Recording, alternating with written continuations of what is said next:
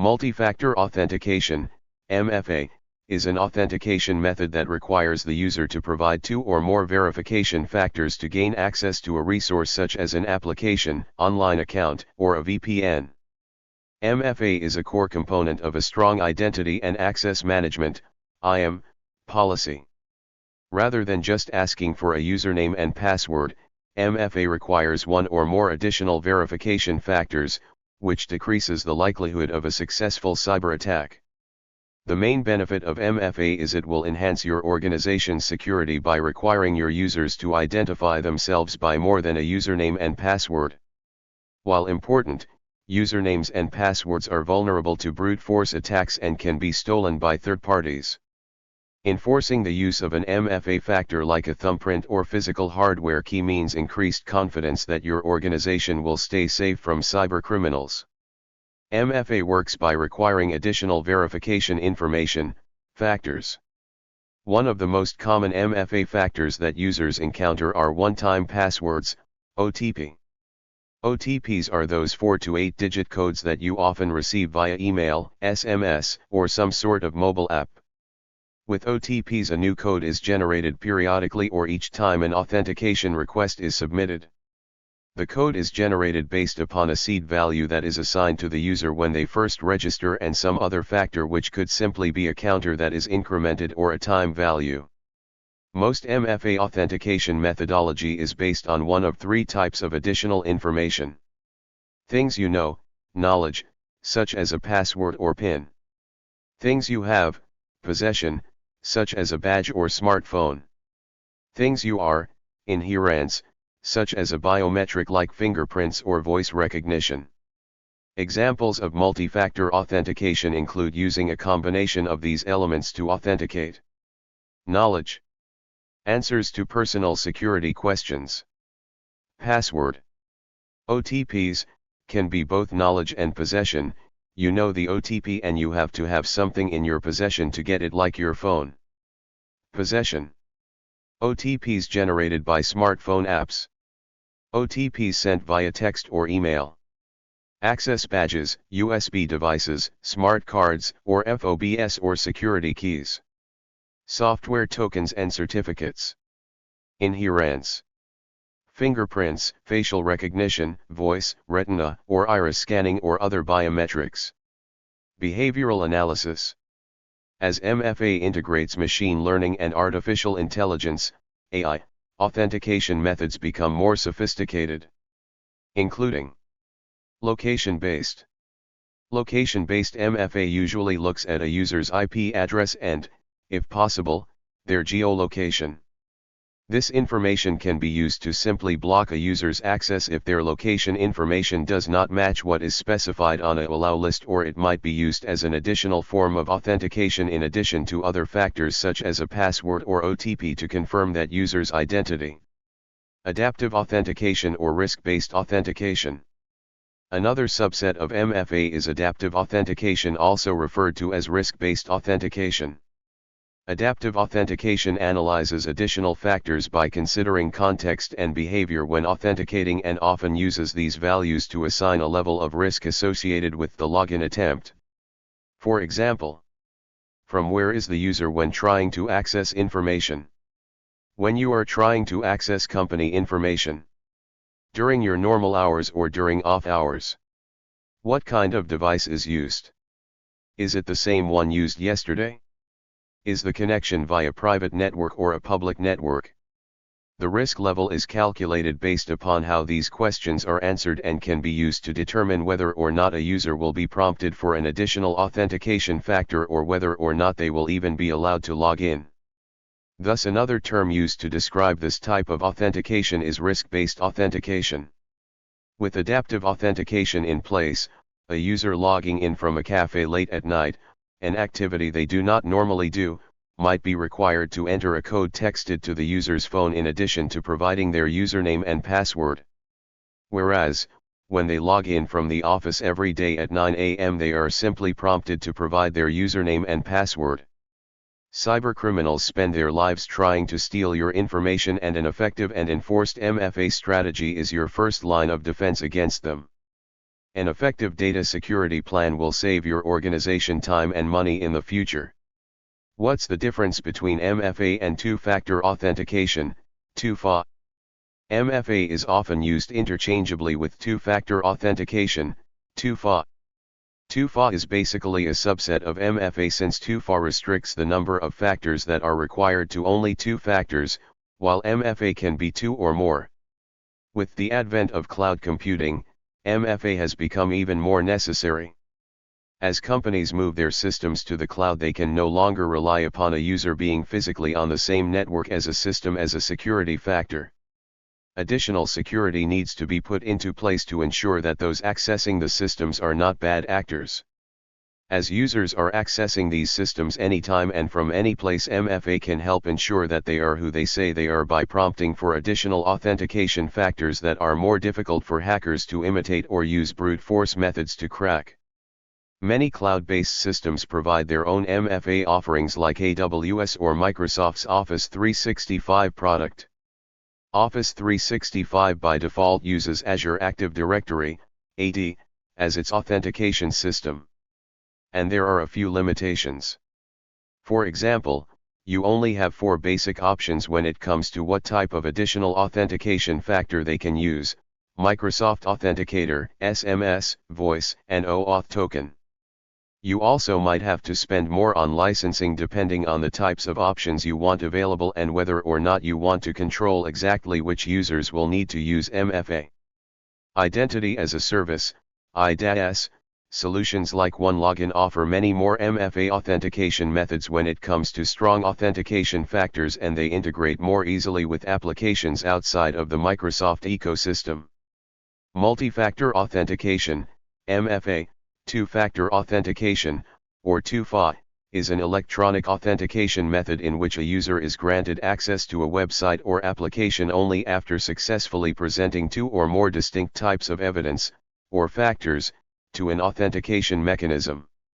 MFA protects personal data, which may include personal identification or financial assets, from being accessed by an unauthorized third party that may have been able to discover, for example, a single password.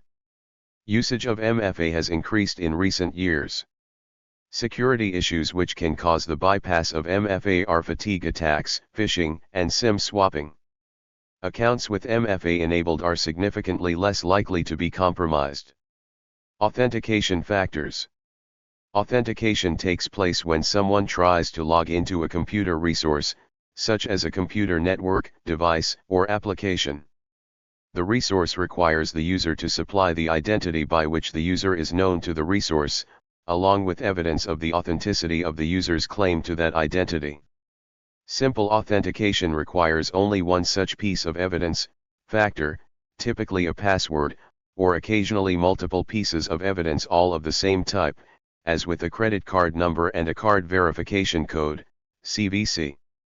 For additional security, the resource may require more than one-factor multifactor authentication, or two-factor authentication in cases where exactly 2 types of evidence are to be supplied. The use of multiple authentication factors to prove one's identity is based on the premise that an unauthorized actor is unlikely to be able to supply all of the factors required for access. If, in an authentication attempt, at least one of the components is missing or supplied incorrectly, the user's identity is not established with sufficient certainty, and access to the asset, example a building or data, being protected by multi-factor authentication then remains blocked. The authentication factors of a multi-factor authentication scheme may include something the user has, any physical object in the possession of the user, such as a security token, USB stick, a bank card, a key, a phone that can be reached at a certain number, etc. Something the user knows, certain knowledge only known to the user, such as a password, PIN, PUK, etc. Something the user is, some physical characteristic of the user, biometrics, such as a fingerprint, iris, voice, typing speed, pattern in key press intervals, etc. An example of two-factor authentication is the withdrawing of money from an ATM. Only the correct combination of a physically present bank card, something the user possesses, and a PIN, something the user knows, allows the transaction to be carried out. Two other examples are to supplement a user-controlled password with a one-time password, OTP, or code generated or received by an authenticator, e.g. a security token or smartphone, that only the user possesses. An authenticator app enables two-factor authentication in a different way, by showing a randomly generated and constantly refreshing code, rather than sending an SMS or using another method. This code is a time-based one-time password, a TOTP, and the authenticator app contains the key material that allows the generation of these codes. Knowledge factors, something only the user knows, are a form of authentication. In this form, the user is required to prove knowledge of a secret in order to authenticate. A password is a secret word or string of characters that is used for user authentication. This is the most commonly used mechanism of authentication. Many multi-factor authentication techniques rely on passwords as one factor of authentication. Variations include both longer ones formed from multiple words, a passphrase, and the shorter, purely numeric, PIN commonly used for ATM access. Traditionally, passwords are expected to be memorized, but can also be written down on a hidden paper or text file. Possession factors, something only the user has, have been used for authentication for centuries, in the form of a key to a lock. The basic principle is that the key embodies a secret that is shared between the lock and the key, and the same principle underlies possession factor authentication in computer systems. A security token is an example of a possession factor. Disconnected tokens have no connections to the client computer. They typically use a built-in screen to display the generated authentication data, which is manually typed in by the user. This type of token mostly uses a OTP that can only be used for that specific session.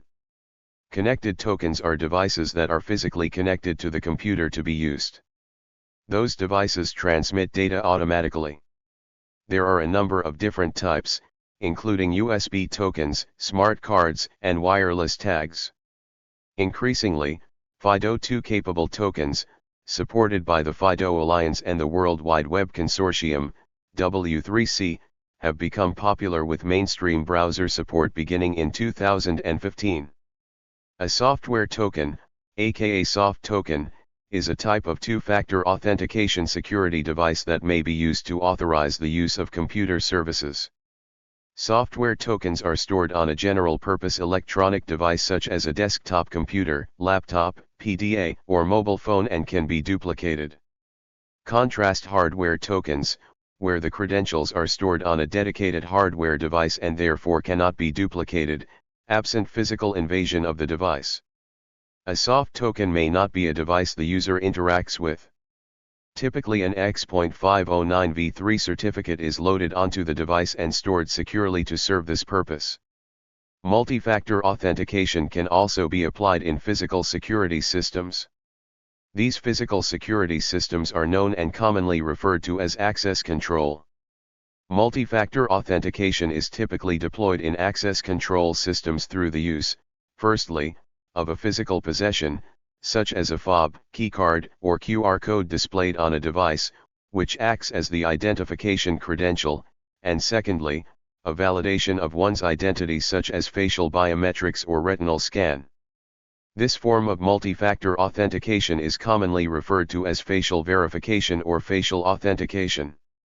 Inherent factors, something the user is, are factors associated with the user, and are usually biometric methods, including fingerprint, face, voice, or iris recognition.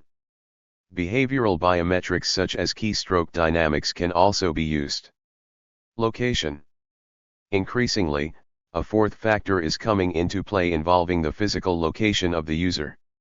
While hardwired to the corporate network, a user could be allowed to log in using only a PIN code. Whereas if the user was off the network or working remotely, a more secure MFA method such as entering a code from a soft token as well could be required. Adapting the type of MFA method and frequency to a user's location will enable you to avoid risks common to remote working. Systems for network admission control work in similar ways where the level of network access can be contingent on the specific network a device is connected to, such as Wi-Fi vs wired connectivity. This also allows a user to move between offices and dynamically receive the same level of network access in each. Mobile phone-based authentication. Two-factor authentication over text message was developed as early as 1996, when AT&T described a system for authorizing transactions based on an exchange of codes over two-way pagers. Many multi-factor authentication vendors offer mobile phone-based authentication. Some methods include push-based authentication, QR code-based authentication, one-time password authentication, event-based and time-based, and SMS-based verification. SMS-based verification suffers from some security concerns. Phones can be cloned, apps can run on several phones, and cell phone maintenance personnel can read SMS texts. Not least, cell phones can be compromised in general, meaning the phone is no longer something only the user has. The major drawback of authentication, including something the user possesses, is that the user must carry around the physical token, the USB stick, the bank card, the key or similar, practically at all times. Loss and theft are risks. Many organizations forbid carrying USB and electronic devices in or out of premises owing to malware and data theft risks, and most important, machines do not have USB ports for the same reason. Physical tokens usually do not scale, typically requiring a new token for each new account and system. Procuring and subsequently replacing tokens of this kind involves costs. In addition, there are inherent conflicts and unavoidable trade-offs between usability and security. Two-step authentication involving mobile phones and smartphones provides an alternative to dedicated physical devices. To authenticate, people can use their personal access codes to the device, i.e. something that only the individual user knows, plus a one-time valid, dynamic passcode, typically consisting of 4 to 6 digits. The passcode can be sent to their mobile device by SMS or can be generated by a one-time passcode generator app. In both cases, the advantage of using a mobile phone is that there is no need for an additional dedicated token, as users tend to carry their mobile devices around at all times. Notwithstanding the popularity of SMS verification, security advocates have publicly criticized SMS verification, and in July 2016, a United States NIST draft guideline proposed deprecating it as a form of authentication. A year later, NIST reinstated SMS verification as a valid authentication channel in the finalized guideline. As early as 2011, Duo Security was offering push notifications for MFA via a mobile app. In 2016 and 2017 respectively, both Google and Apple started offering user two-step authentication with push notifications as an alternative method. Security of mobile-delivered security tokens fully depends on the mobile operator's operational security and can be easily breached by wiretapping or SIM cloning by national security agencies. Advantages: no additional tokens are necessary because it uses mobile devices that are, usually, carried all the time. As they are constantly changed, dynamically generated passcodes are safer to use than fixed, static, login information. Depending on the solution, passcodes that have been used are automatically replaced in order to ensure that a valid code is always available. Transmission/reception problems do not, therefore, prevent logins.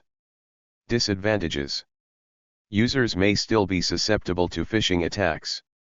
An attacker can send a text message that links to a spoofed website that looks identical to the actual website. The attacker can then get the authentication code, username, and password. A mobile phone is not always available. It can be lost, stolen, have a dead battery, or otherwise not work. Despite their growing popularity, some users may not even own a mobile device, and take umbrage at being required to own one as a condition of using some service on their home PC. Mobile phone reception is not always available. Large areas, particularly outside of towns, lack coverage. SIM cloning gives hackers access to mobile phone connections. Social engineering attacks against mobile operator companies have resulted in the handing over of duplicate SIM cards to criminals. Text messages to mobile phones using SMS are insecure and can be intercepted by IMSI catchers. Thus third parties can steal and use the token. Account recovery typically bypasses mobile phone two-factor authentication. Modern smartphones are used both for receiving email and SMS. So if the phone is lost or stolen and is not protected by a password or biometric, all accounts for which the email is the key can be hacked, as the phone can receive the second factor. Mobile carriers may charge the user messaging fees. Legislation and regulation. The Payment Card Industry, PCI, Data Security Standard, Requirement 8.3, requires the use of MFA for all remote network access that originates from outside the network to a card data environment, CDE. Beginning with PCI DSS version 3.2, the use of MFA is required for all administrative access to the CDE, even if the user is within a trusted network. Security weaknesses. According to proponents, multi-factor authentication could drastically reduce the incidence of online identity theft and other online fraud, because the victim's password would no longer be enough to give a thief permanent access to their information. However, many multi-factor authentication approaches remain vulnerable to phishing, man-in-the-browser, and man-in-the-middle attacks. Two-factor authentication in web applications are especially susceptible to phishing attacks, particularly in SMS and emails, and, as a response, many experts advise users not to share their verification codes with anyone, and many web application providers will place an advisory in an email or SMS containing a code. Multi-factor authentication may be ineffective against modern threats, like ATM skimming, phishing, and malware. In May 2017, O2 Telefonica, a German mobile service provider, confirmed that cybercriminals had exploited SS7 vulnerabilities to bypass SMS-based two-step authentication to do unauthorized withdrawals from users' bank accounts. The criminals first infected the account holders' computers in an attempt to steal their bank account credentials and phone numbers. Then the attackers purchased access to a fake telecom provider and set up a redirect for the victim's phone number to a handset controlled by them. Finally, the attackers logged into victims' online bank accounts and requested for the money on the accounts to be withdrawn to accounts owned by the criminals. SMS passcodes were routed to phone numbers controlled by the attackers, and the criminals transferred the money out. Fatigue attack. An increasingly common approach to defeating MFA is to bombard the user with many requests to accept a login, until the user eventually succumbs to the volume of requests and accepts one. This is called a multi-factor authentication fatigue attack. Also MFA fatigue attack or MFA bombing makes use of social engineering. When MFA applications are configured to send push notifications to end users, an attacker can send a flood of login attempts in the hope that a user will click on accept at least once. In 2022, Microsoft has deployed a mitigation against MFA fatigue attacks with their Authenticator app. In September 2022, Uber security was breached by a member of Lapsus using a multi-factor fatigue attack. On March 24, 2023, YouTuber Linus Sebastian declared on the Linus Tech Tips channel on the YouTube platform that he had suffered a multi-factor authentication fatigue attack as part of a broader session hijacking attack. In early 2024, a small percentage of Apple consumers experienced a MFA fatigue attack that was caused by a hacker that bypassed the rate limit and CAPTCHA on Apple's Forgot Password page. Implementation.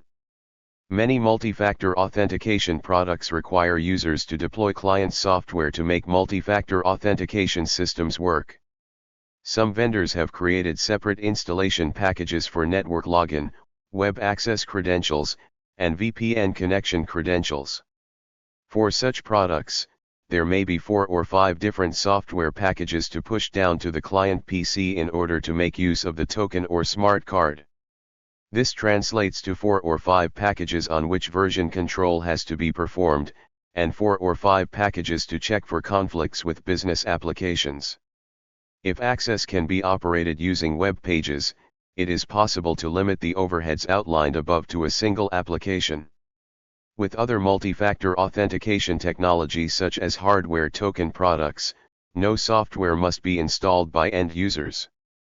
Some studies have shown that poorly implemented MFA recovery procedures can introduce new vulnerabilities that attackers may exploit. There are drawbacks to multi-factor authentication that are keeping many approaches from becoming widespread. Some users have difficulty keeping track of a hardware token or USB plug. Many users do not have the technical skills needed to install a client-side software certificate by themselves. Generally, multi-factor solutions require additional investment for implementation and costs for maintenance. Most hardware token-based systems are proprietary, and some vendors charge an annual fee per user. Deployment of hardware tokens is logistically challenging. Hardware tokens may get damaged or lost, and issuance of tokens in large industries such as banking or even within large enterprises needs to be managed. In addition to deployment costs, multi-factor authentication often carries significant additional support costs. A 2008 survey of over 120 U.S. credit unions by the Credit Union Journal reported on the support costs associated with two-factor authentication. In their report, software certificates and software toolbar approaches were reported to have the highest support costs. Research into deployments of multi-factor authentication schemes has shown that one of the elements that tend to impact the adoption of such systems is the line of business of the organization that deploys the multi-factor authentication system. Examples cited include the U.S. government, which employs an elaborate system of physical tokens, which themselves are backed by robust public key infrastructure, as well as private banks, which tend to prefer multi-factor authentication schemes for their customers that involve more accessible, less expensive means of identity verification, such as an app installed onto a customer-owned smartphone. Despite the variations that exist among available systems that organizations may have to choose from, once a multi-factor authentication system is deployed within an organization, it tends to remain in place, as users invariably acclimate to the presence and use of the system and embrace it over time as a normalized element of their daily process of interaction with their relevant information system. While the perception is that multi-factor authentication is within the realm of perfect security, Roger Grimes writes that if not properly implemented and configured, multi-factor authentication can in fact be easily defeated. In 2013, Kim.com claimed to have invented two-factor authentication in a 2000 patent and briefly threatened to sue all the major web services. However, the European Patent Office revoked his patent in light of an earlier 1998 US patent held by AT&T. Thank you for watching this video.